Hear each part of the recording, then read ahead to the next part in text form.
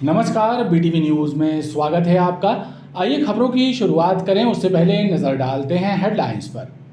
Millennium colony में रेलकर्मी और उनके पुत्र के दोहरे हत्याकांड के मामले में हरिद्वार पहुंची जबलपुर पुलिस की टीम। हरिद्वार से रेलकर्मी की नाबालिग पुत्री को लेकर टीम के शुक्रवार सुबह तक जबलपुर वापस लौटने की संभावना। मंगलवार को रेलकर्मी की नाबालिग लड़की को हरिद्वार में पब्लिक ने पकड़कर किया था लोकल पुलिस के हवाले। मुख्य आरोपी मुकुल नाबालिग बालिका को छोड़कर हुआ फरार। स्टेडियम मामले में कलेक्टर ने दिए जांच के निर्देश, नहीं हो पाएगी मॉर्निंग वॉकर से अवैध वसूली। और सूने घर में चोरों ने बोला धावा, नगद रुपए समेत लाखों के जेवरात पर किया हादसा। रांची के रक्षा नगर क्षेत्र की घटना। निजी स्कूलों की जांच के लिए जिला प्रशासन द्वारा की जा रही कार्रवाई के तहत जल्दी ही एक कमेटी का गठन किया जाएगा, जो स्कूल प्रबंधकों की स्वीकृति के बाद उनके रिकॉर्ड की जांच करेगी। कलेक्टर दीपक कुमार सक्सेना ने बताया कि जिन स्कूलों के विरुद्ध रिकवरी निकाली गई है, यदि वो राशि लौटाने के लिए मोहलत मांगेगी तो उनकी समय सीमा बढ़ाई जा सकती है। निजी स्कूलों के खिलाफ जिला प्रशासन द्वारा की जा रही कार्रवाई के बारे में कलेक्टर दीपक कुमार सक्सेना ने बताया कि लोकसभा चुनाव की मतगणना के बाद एक कमेटी का गठन किया जाएगा, जो स्कूलों के रिकॉर्ड की जांच में सहयोग करेगी। कलेक्टर के अनुसार इस कार्रवाई की सराहना मुख्यमंत्री द्वारा की गई है और प्रदेश स्तर पर ऐसी कार्रवाई की तैयारी की जा रही है। इसके अलावा सीएम डॉक्टर मोहन यादव के निर्देश पर कार्रवाई जारी रहेगी। प्रशासन जांच कर रहा है। मैं आपको बताऊं, जो हमने जांच के दायरे में जिन स्कूलों को लिया है वो छात्र संख्या के हिसाब से जांच को हमने अब आगे बढ़ाया है। जिन स्कूलों में छात्र संख्या ज़्यादा है पहले उनको ले रहे हैं और धीरे धीरे करके फिर उसको नीचे लेके आएंगे। लेकिन हर स्कूल के खिलाफ कार्रवाई करने का हमारा विचार नहीं है। मैं नहीं चाहता कि 11 से 12वां प्रकरण भी जबलपुर में दर्ज हो। हम स्कूल के जो प्रबंधन हैं उन स्कूल के प्रबंधन को चाहते हैं कि वो अपनी गलतियों को खुद समझें और गलतियाँ यदि हुई हैं खासतौर से फ़ीस को लेकर, किताबों को लेकर, तो फ़ीस वापस करके अपनी गलती को सुधार लें। मुझे लगता है वो सबसे बेहतर एक विकल्प हो सकता है। स्कूल प्रबंधन की मदद करने के लिए हम पूरी तरीके से तैयार हैं। हम अगले 3-4 दिन के अंदर, या हो सकता है काउंटिंग की वजह से हम व्यस्त हो जाएं, तो काउंटिंग के बाद हम एक एक्सपर्ट कमेटी गठित करने पर विचार कर रहे हैं। ये कमेटी में हमारे कुछ NGOs भी रहेंगे, कुछ बाहर के जो शिक्षाविद हैं वो भी रहेंगे, कुछ अकाउंट्स के चार्टर्ड अकाउंटेंट इस टाइप के लोग भी रहेंगे। यदि स्कूल प्रबंधन के लोग चाहते हैं कि उनको क्लीन चिट मिल जाए और यदि वो इस बात की कंसेंट देते हैं कि हमारी कमेटी यदि कोई रिकवरी निकालती है तो वो रिकवरी वो वापस करने को तैयार हैं बच्चों को, तो हम ऐसे लोगों के अकाउंट्स जो है एक्सपर्ट कमेटी से चेक करा देंगे और जो भी फ़ीस वृद्धि उनकी गलत हुई होगी बशर्ते को फ़ीस वृद्धि को वापस करने का एक कमिटमेंट करें कि भाई हमको आप पे भरोसा है, आप हमारा रिकॉर्ड देख लीजिए और रिकॉर्ड देखने के बाद यदि आपको लगता है कि हमको कुछ पैसे वापस करना चाहिए तो हम उनको कर देंगे। मुझे लगता है इस तरीके से एक सदाशयता का वातावरण कायम होगा। जिन लोगों ने अच्छा काम किया है, अब ये देखिए 1000 स्कूल हैं, 1000 के 1000 तो बदमाश नहीं होंगे, लेकिन एक भ्रम कायम हो गया कि सब प्राइवेट स्कूल वाले लूट रहे हैं। तो हो सकता है कि कुछ स्कूल वालों ने बहुत ईमानदारी से नियमों के दायरे में वो सिस्टमेटिक तरीके से काम किया हो, वो यदि हमारे पास आते हैं और अपना रिकॉर्ड चेक कराते हैं, तो यदि उनको हमको क्लीन चिट देना पड़ती है, रिकॉर्ड देख के भी हमारी एक्सपर्ट कमेटी देती है, तो मुझे खुशी होगी। यदि हम कुछ स्कूलों को ऐसे जांच के दायरे से बाहर कर सकें तो अच्छा एक मैसेज मुझे लगता है पूरे समाज में, पूरे ज़िले में जाएगा। तो एक हम आगे की कार्रवाई करने का एक इस पर विचार कर रहे हैं। दूसरा, जिन लोगों के खिलाफ रिकवरीज निकल रही हैं उन लोगों के खिलाफ भी हम ये सोच रहे हैं कि हमने अभी 30 दिन का उनको समय दिया है, क्योंकि 30 दिन का जो समय है वो एक्ट में प्रोविज़न है कि 30 डेज़ में उसमें देना चाहिए। यदि लोगों को लगता है कि इतनी बड़ी रकम वो 30 दिन में नहीं दे पा रहे हैं, यदि वो इस आशय के साथ हमारे पास आते हैं कि हम पैसा देने को वापस करने को तैयार हैं लेकिन थोड़ा समय चाहिए, तो हम उनकी परेशानियों को समझेंगे और जो युक्त निर्णय होगा वो लेंगे। वहीं जिन स्कूलों पर रिकवरी निकली है, यदि वो 30 दिन में फीस वापस नहीं कर पा रहे हैं तो उनको थोड़ी मोहलत और दी जा सकती है। कलेक्टर दीपक सक्सेना का कहना है कि स्टेडियम की ठेका शर्तों में यदि मॉर्निंग वॉकर से 100 रुपये प्रति माह लेने की बात शामिल है तो सिर्फ 100 रुपये ही लिए जाएंगे। अधिक राशि वसूलने की छूट ठेकेदार कंपनी को नहीं दी जाएगी। स्टेडियम में ठेकेदार कंपनी द्वारा की जा रही मनमानी के खिलाफ कांग्रेस कार्यकर्ताओं ने एक पत्र कलेक्टर दीपक कुमार सक्सेना को सौंपा है, जिसमें मांग की गई है कि वॉकर से हो रही अवैध वसूली को तत्काल बंद कराया जाए, क्योंकि ठेके की शर्तों में 100 रुपये वसूलने का प्रावधान है, जबकि 354 रुपये प्रतिमाह वसूला जा रहा है, जो उचित नहीं है। कलेक्टर साहब ने हम लोगों की बात सुनी और हम लोगों को आश्वस्त करा है कि दिन 2 दिन के अंदर और जैसे ही आचार संहिता समाप्त होती है समूची व्यवस्था को वो सुधारेंगे और ठेका शर्तों में जो लिखा हुआ है उसको अक्षरशः वो पालन करवाएंगे स्मार्ट सिटी से।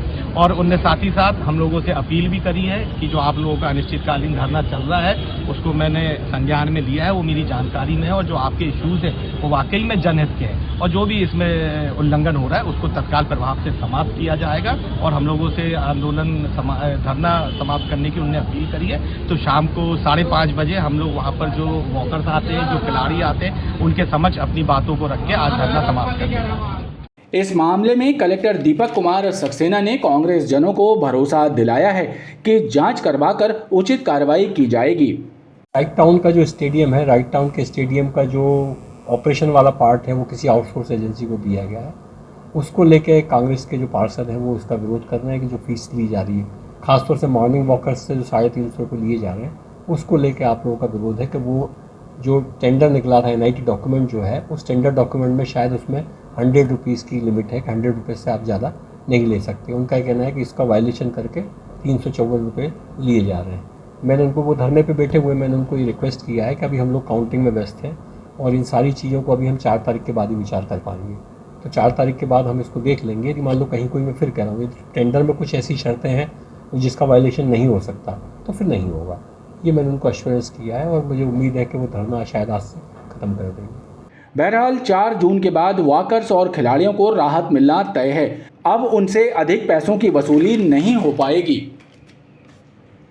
SDM आधारताल और पुलिस की संयुक्त टीम ने रद्दी चौकी सैफनगर स्थित KGN हॉस्पिटल और उसमें बनी मेडिकल शॉप का निरीक्षण किया। इस दौरान भारी अनियमितताएं पाई गईं, लिहाजा अस्पताल प्रबंधन को नोटिस जारी कर प्रकरण दर्ज किया गया। इसके अलावा मछली मार्केट एवं विशन स्वीट्स की भी जांच की गई। जिला एवं पुलिस प्रशासन की टीम ने रद्दी चौकी स्थित KGN हॉस्पिटल और उसके मेडिकल स्टोर की जांच की। निरीक्षण में भारी अनियमितताएं पाई गईं। अस्पताल को आयुर्वेदिक प्रणाली से उपचार का लाइसेंस दिया गया है, लेकिन वहां पर एलोपैथी पद्धति से इलाज किया जा रहा था और दवा दुकान में FSSAI लाइसेंस भी उपलब्ध नहीं था, लिहाजा प्रकरण दर्ज कर नोटिस जारी किए गए हैं। इसके अलावा मछली मार्केट में खुले में मांस का विक्रय किए जाने और फूड सेफ्टी डिस्प्ले बोर्ड ना होने पर नोटिस जारी किए गए हैं। साथ ही विशन स्वीट से खाद्य सामग्री और मिष्ठान के सैंपल लेकर जांच के लिए भेजे गए हैं। जो संयुक्त जांच दल जो हमारे बने हैं अलग अलग टीमों के, वो बेसिकली कोई भय का वातावरण बनाने के लिए नहीं है। ये यहाँ रह के हमको बहुत सारा समझ में आया कि रेगुलेशंस के बारे में अभी लोगों की जो अवेयरनेस है वो थोड़ी कम है। तो लोगों को लेसन देने की आवश्यकता है, उनको बताने की आवश्यकता है कि भाई आपके संस्थान में इन चीज़ों की कमी। अब क्या होता है, जब आप किसी, जैसे मान लो आपने नर्सिंग होम खोला, तो नर्सिंग होम में आपके ड्रग के लाइसेंस भी आएंगे, इलेक्ट्रिसिटी का, फायर का भी आएगा, नगर निगम का भी कुछ रहेगा, कुछ डाइवर्शन का भी रहेगा, कैंटीन चल रही है तो कुछ फूड का भी रहेगा। तो चाहे बहुत सारे लोगों का उसमें रहता है। अब हर दिन एक व्यक्ति जाए, आज फूड वाला पहुँचा, कल नगर निगम वाला पहुँचा, परसों इलेक्ट्रिक सेफ्टी वाला पहुँचा, तो सामान्य तौर पर लोगों के मन में धारणा आती है कि यार ये आगे वसूली करने। हमने एक संयुक्त टीम बनाई, एक बार में जाएंगे, सारी खामियां बताएंगे कि ये चीज़ें हैं, आप इनको ठीक कर लीजिए, टाइम देंगे, यदि ठीक कर लेंगे तो अच्छी बात है, नहीं करेंगे तो कार्रवाई करेंगे। तो ये लोगों की सुविधा के लिए है, उसके लिए नहीं है। लोगों की सुविधा के लिए कि भाई आप ये देखिए कि आप 25 जगह चक्कर लगाते हैं, वो 2500 जगह के लोग आपके दरवाजे पर आके खड़े हुए हैं कि भाई आपके यहाँ ये कमियाँ हैं, आप उनको दूर करा लीजिए। उस पर्पज़ से है। कुल मिला के इसका जो एक ही पर्पज़ है, पब्लिक सेफ्टी। अभी आप देख रहे हैं कि कई सारे शहरों में, कई सारे ज़िलों में कुछ घटनाएं हो रही हैं जिसमें जनहानि हो रही है। हम नहीं चाहते कि ऐसी पब्लिक सेफ्टी के साथ किसी तरह की कोई दिक्कत हो। तो जितने एहतियातन उपाय कर सकते हैं वो सारे कर रहे हैं। आशा उषा कार्यकर्ताओं के लिए राहत भरी खबर है कि अब उन्हें एल्गिन हॉस्पिटल में व्याप्त अव्यवस्थाओं से जूझना नहीं पड़ेगा। कलेक्टर दीपक सक्सेना के निर्देश पर अब उन्हें रेस्ट रूम की सौगात मिली है। एल्गिन हॉस्पिटल में आशा उषा कार्यकर्ताओं की वर्षों पुरानी मांग पूरी होने से उनके चेहरे खुशी से खिल उठे। जिस हॉस्पिटल में आशा कार्यकर्ताओं को बैठने तक की व्यवस्था नसीब नहीं थी, वहां अब उन्हें रेस्ट रूम की सौगात मिली है। उत्साहपूर्वक रेस्ट रूम का शुभारंभ किया गया।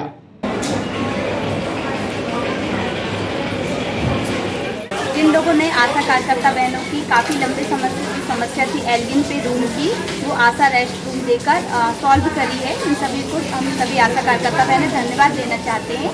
साथ ही सभी लोगों ने ये कहा कि आशा बहनों को सभी को मिलजुल कर काम करना है। इसके लिए सभी आशा कार्यकर्ता बहनें धन्यवाद देना चाहते हैं। बस पहले क्या था, आप लोग जो आते थे यहाँ पर एल्गिन वगैरह, तो इसमें क्या स्थिति रहती थी आप लोग की बैठने की?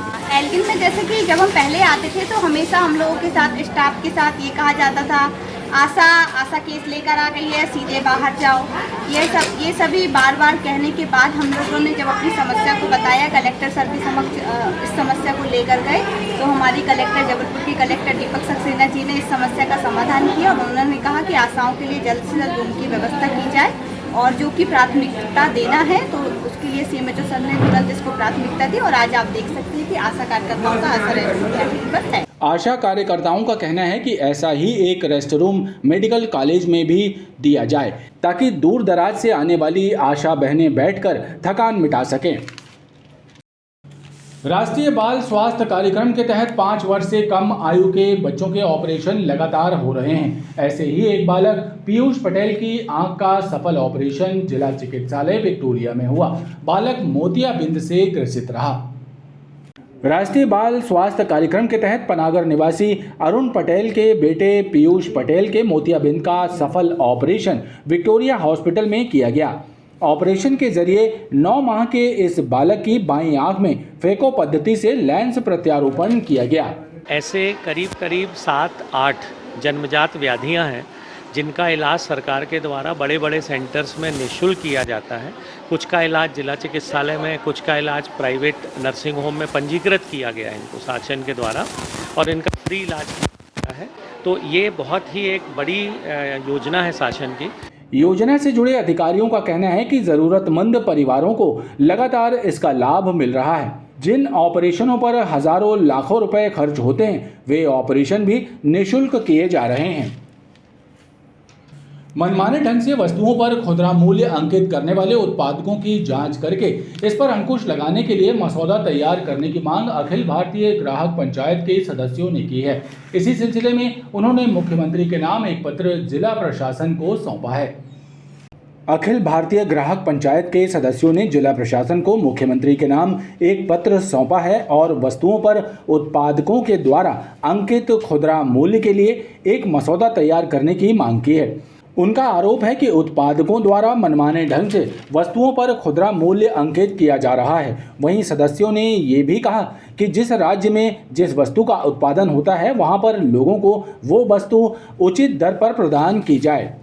कलेक्टर महोदय को ये भी ज्ञापन दिया मुख्यमंत्री जी के नाम कि जो MRP है जिसको लेके अखिल भारतीय ग्राहक पंचायत पूरे राष्ट्रीय आंदोलन की भूमिका तैयार कर रहा है, इस MRP के लिए केंद्र सरकार एक नियामक आयोग तैयार करे। तो इसमें केंद्र सरकार सचिवालय के सचिव और राज्य के मुख्यमंत्री महोदय के नाम हमने ज्ञापन दिया है ताकि MRP खुदरा मूल्य जो अंकित किए जाते हैं वो मनमाने ढंग से अंकित किए जाते हैं और जिस राज्य में उसका निर्माण हो रहा है वो उत्पाद जो उस राज्य को सस्ते में मिलना चाहिए और खुदरा मूल्यों की मनमानी रोकने और उसमें क्या क्या GST स्लैब के साथ क्या क्या कंसेशन दिए जा सकते हैं, इस बात को नियामक आयोग द्वारा तय किया जाना चाहिए।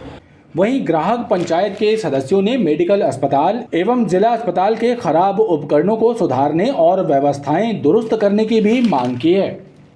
मिलेनियम कॉलोनी निवासी रेल कर्मचारी राजकुमार विश्वकर्मा और उनके पुत्र तनिष्क की दोहरी हत्या के बाद मुख्य आरोपी मुकुल सिंह के साथ फरार रेल कर्मी की नाबालिग पुत्री को लेने जबलपुर से निकली पुलिस की टीम हरिद्वार पहुंच गई है। टीम शुक्रवार तक नाबालिग बालिका को लेकर जबलपुर वापस आएगी। मंगलवार को हरिद्वार में पब्लिक ने नाबालिग बालिका को पकड़ा था लेकिन मुकुल फरार हो गया था। नाबालिग लड़की के पकड़े जाने की खबर लगते ही सिविल लाइन थाना प्रभारी पुलिस टीम के साथ हरिद्वार रवाना हो गए। मिलेनियम कॉलोनी में बीते 15 मार्च को हुई रेल कर्मी राजकुमार विश्वकर्मा और उनके 8 वर्षीय पुत्र तनिष्क की हत्या के रहस्य अब जल्द ही उजागर हो जाएंगे। दोहरे हत्याकांड के बाद मुख्य आरोपी मुकुल सिंह के साथ फरार हुई रेल कर्मी राजकुमार विश्वकर्मा की नाबालिग पुत्री हरिद्वार में आम जनता के द्वारा पकड़ ली गई। आम जनता ने नाबालिग लड़की को लोकल पुलिस के हवाले किया, जबकि मुख्य आरोपी मुकुल सिंह लोगों को चकमा देते हुए नाबालिग लड़की को छोड़कर भाग खड़ा हुआ।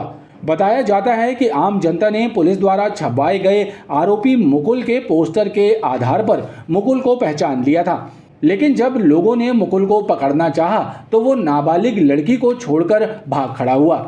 इधर जानकारी मिलने के बाद सिविल लाइन थाना प्रभारी धीरज राज के नेतृत्व में पुलिस टीम हरिद्वार रवाना हुई। पुलिस टीम हरिद्वार पहुंच गई है, जिसके शुक्रवार तक वापस लौटने की उम्मीद है। पुलिस के द्वारा लगातार उनके संबंध में उनके पोस्टर्स और लोकल नेशनल न्यूज़ में उनकी फ़ोटो और ख़बर और देश के सभी थानों में उनके फ़रार होने की जानकारी दी गई थी। उसका अच्छा नतीजा निकला कि ये दोनों जो हैं वहाँ हरिद्वार में पब्लिक के द्वारा पहचाने गए, उनको रोका गया और जब तक कि वो समझ पाते कि ये यही हैं तब तक लड़का ज़रूर आगे निकल गया, लेकिन जो नाबालिग बच्ची है वो ज़रूर मिल गई है, जिसके लिए फिर यहाँ से जबलपुर से पुलिस की पार्टी उसको लेने के लिए रवाना हो गई है। पुलिस नहीं थी उस समय तत्काल में हरिद्वार की लोकल, तो उसको मौका मिल गया, लेकिन तुरंत ही उसके बारे में अब ये जो बच्ची मिली है उससे भी अब जानकारी उसकी डिटेल प्राप्त होगी, कुछ उससे भी मदद मिलेगी और वहाँ यूपी उत्तराखंड पुलिस को भी इस बारे में जानकारी पुनः दे दी गई है, तो उम्मीद है कि जल्दी ही वो भी पकड़ में आ जाएगा। बताया जाता है कि नाबालिग लड़की के पुलिस गिरफ्त में आने से इस हत्याकांड के अनसुलझे रहस्यों से बहुत जल्द पर्दा उठने की उम्मीद है। रक्षानगर निवासी एक शिक्षक के सूने घर को चोरों ने अपना निशाना बना लिया।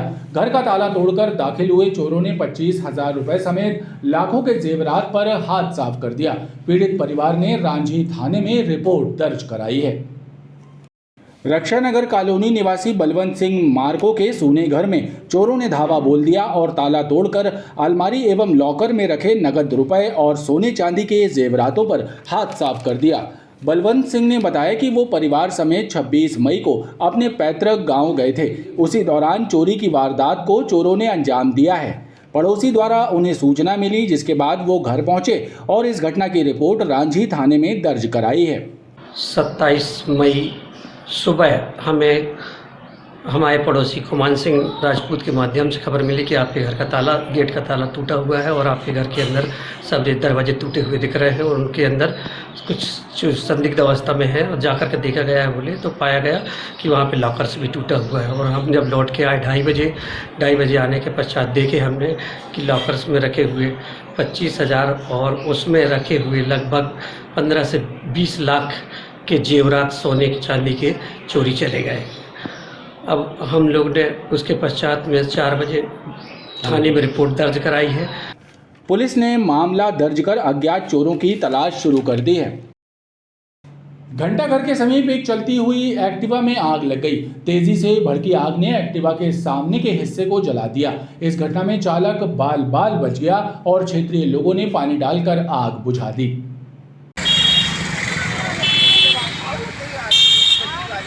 एक्टिवा गाड़ी में लगी आग की ये घटना घंटाघर की है, जहां पर अचानक एक चलती हुई एक्टिवा में आग लग गई और इस घटना में वाहन चालक नवल किशोर यादव बाल बाल बच गए। वहीं स्थानीय लोगों ने पानी डालकर आग बुझाई। नवल किशोर ने बताया कि मंगलवार की रात को वो नर्मदा क्लब से अपने घर जा रहे थे। उसी दौरान गाड़ी का हैंडल गर्म हो गया और धुआं निकलने के साथ ही आग लग गई। ये चलते चलते जो है ना, हाथ में जैसे ही गरम लगा हैंडल इधर पे एक्सीलेटर के पास, मैंने रुक के देखा तो एकदम से धुआं और आग जैसे निकलने लगा। शॉर्ट सर्किट हो गया होगा कुछ। कौन सी गाड़ी आप? एक्टिवा। आग लगने की वजह शॉर्ट सर्किट बताई जा रही है। भीषण गर्मी के साथ ही अग्नि हादसों की घटनाएं भी बढ़ने लगी हैं। ग्राम डूडी के पास एक कार में भी आग लग गई और कार जलकर खाक हो गई। हालांकि कार चालक समय रहते कार से बाहर निकल गया, जिससे उसकी जान बच गई। ग्राम डूडी के पास चलती कार में शॉर्ट सर्किट की वजह से आग लग गई। देखते ही देखते आग ने विकराल रूप धारण कर लिया। आसपास मौजूद लोगों और कार मालिक कृष्ण कुमार ने आग बुझाने का प्रयास शुरू किया, लेकिन तब तक कार पूरी तरह आग की चपेट में आ चुकी थी। खबरों का ये क्रम लगातार जारी है। आप देखते रहिए BTV न्यूज।